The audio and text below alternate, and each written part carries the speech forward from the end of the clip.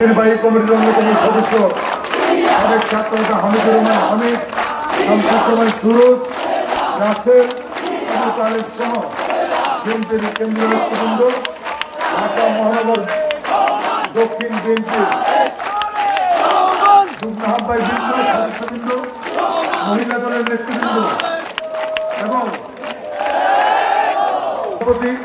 সাধারণ সম্পাদক বৃন্দ, আপনাদের সকলকেই ঢাকা মহানগর দক্ষিণ বিএনপির পক্ষ থেকে শুভেচ্ছা জানাচ্ছি, অভিনন্দন জানাচ্ছি। এখনো তিনি সবসময় এই দলের জন্য নেতৃবৃন্দ বক্তব্য দিবেন। হত্যা করা হতো, গুম করা হতো, এখানে যদি একজন গুম করা ছাত্রতা আছে আনিসুর রহমান খোকন, আল্লাহ রহমতে আমরা তাকে ফেরত পেয়েছি। আজকে খোকনও কিন্তু আমাদের মাঝে ফিরে আসছে একমাত্র আল্লাহর কারণে। এই ফ্যাসিবাদরা সেদিন খোকনকে প্রায় 2-3 মাস তাকে গুম করে রেখেছিলেন।